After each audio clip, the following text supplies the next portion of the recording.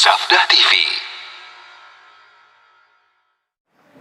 Ini Pak Ustadz mau nanya, sekarang ini kan lagi rame ini ya, fenomena hijrah, begitu banyak juga artis hijrah segala macam gitu ya. Nah tapi kadang-kadang kita yang baru berpindah itu juga kadang-kadang bingung, habis kita hijrah itu langkahnya apa aja sih gitu. Kadang-kadang aku sendiri suka bingung nih, habis di sini mau ngapain nih ya, belajarnya gimana, tahapannya kayak gimana itu sebaiknya. Hijrah itu apa sih hijrah? Hijrah itu kan kata Rasulullah, al-muhajiru man hajara ma nahallahu an. Hakikat orang yang berhijrah adalah yang meninggalkan apa yang Allah larang. Hijrah dalam artian kita berpindah dari yang tadinya masa-masa kita jahiliyah nggak paham tentang Islam, jahil kita karena berbuat maksiat dan yang lainnya. Kita berpindah menjadi kita taubat kepada Allah, meninggalkan semua kemaksiatan dan yang lainnya. Namun tentunya kita harus sifatnya apa? Kafah. Jangan sebagian-sebagian, harus seluruhnya. Caranya bagaimana? Tentu tidak lain adalah kita harus betul-betul memahami hakikat daripada apa tujuan hijrah. Tujuan hijrah itu adalah kita ingin mendekatkan diri kepada Allah dan tidak mungkin tanpa menuntut ilmu. Tidak mungkin. Kenapa? Kalau hijrah nih, ya kan orang tersebut bingung nih menuntut ilmu kemana. Kalau misalkan begini Ustaz, ya udah dia hijrah dulu deh, pelan-pelan deh, dengan siapa aja deh. Gimana tuh Ustaz? Nah iya. Maksudnya menuntut ilmunya gitu loh. Betul. Oh, ustad mana gitu Ustadz maksudnya mana ya, aja. gitu. Tentu sebelumnya ya, bahwa ketika kita hijrah tapi tidak disertai dengan keinginan kuat untuk mendalami ilmu, akhirnya apa? Hijrahnya ngambang nanti. Makanya kan segala sesuatu harus dengan ilmu dulu. Kita mau membuat kue butuh ilmu, membuat rumah butuh ilmu, segala sesuatu butuh ilmu, harus pakai ilmu, jelas, ilmunya jelas. Mau sholat harus pakai ilmu, mau ini pakai ilmu, itu pakai ilmu, pakai ilmu. Kita mau hijrah tapi kita nggak mau menuntut ilmu. Terus mau apa? Saya yakin hijrahnya hanya akan dalam waktu sementara saja. Enggak lama ya. Tidak akan lama. Makanya penting sekali. Makanya kenapa sih Al-Quran dan hadis banyak sekali ayat-ayat yang menganjurkan kita menuntut ilmu. Para ulama menekankan menuntut ilmu. Karena itulah memang dasar amal. Kemudian yang kedua, dalam menuntut ilmu juga kita harus mendahulukan yang paling penting dulu. Tauhid ya. Masalah tauhid, masalah akidah.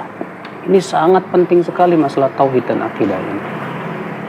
Jangan sampai kita semangat belajar bahasa Arab, tapi belajar tauhidnya kurang.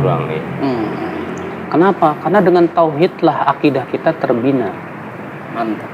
Dengan tauhid dan akidahlah semakin kuat hijrah kita. Semakin kita mengenal Allah Subhanahu wa taala dan yang lainnya. Nah ini ya, Terus kalau tadi, ini Ustaz, apa namanya?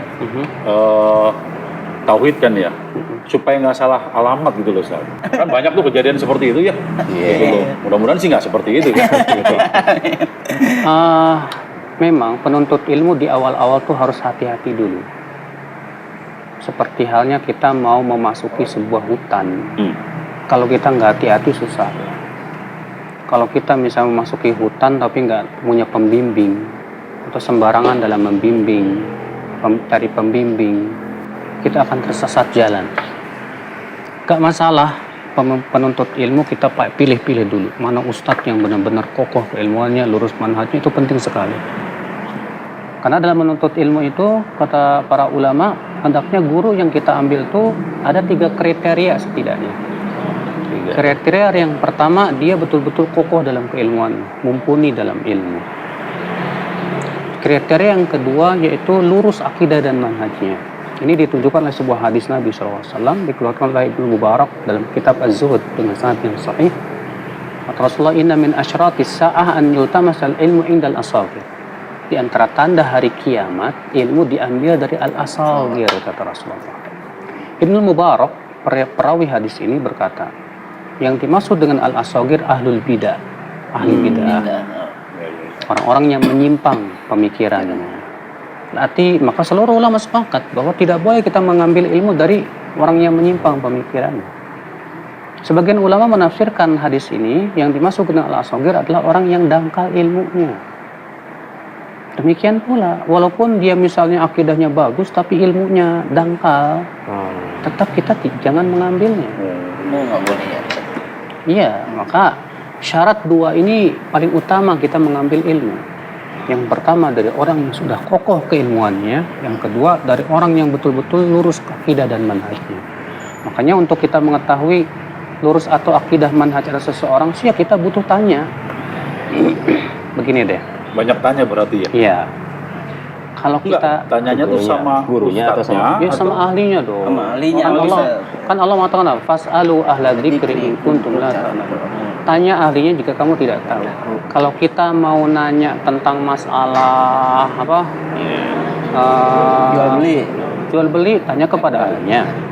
Kalau kita nanya tentang masalah bikin kue, Tanya kepada sama ahli kue.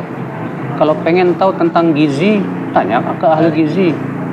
Kalau kita tanya tentang petani yang bagus, tanya kepada petani yang profesional.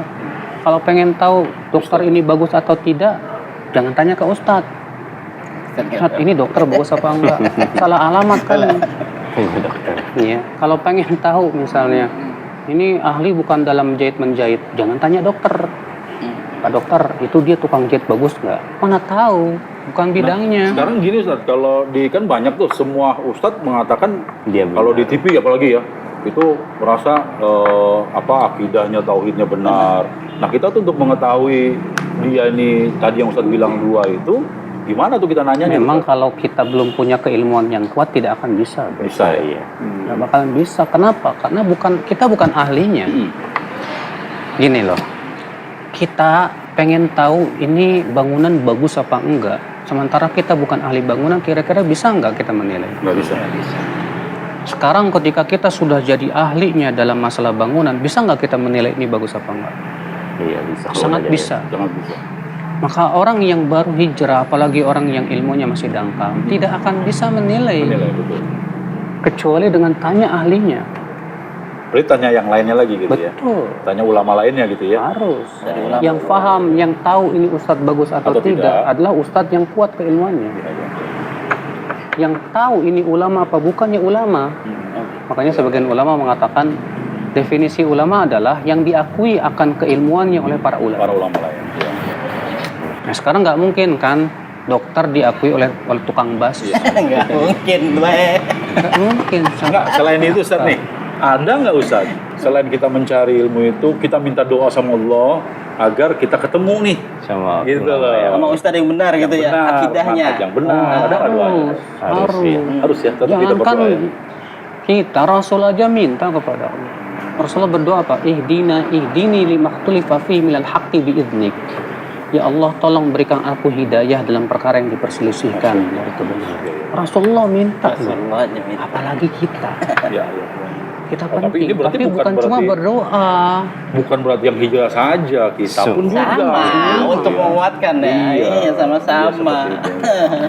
Udah mau asar nih, Ustaz. Iya. Ana mau ke musola dulu dah. Iya dah. Ya, Iya, ke musola. barang-barang. Iya. Ya. Assalamualaikum, Ustaz. Salam. Salam.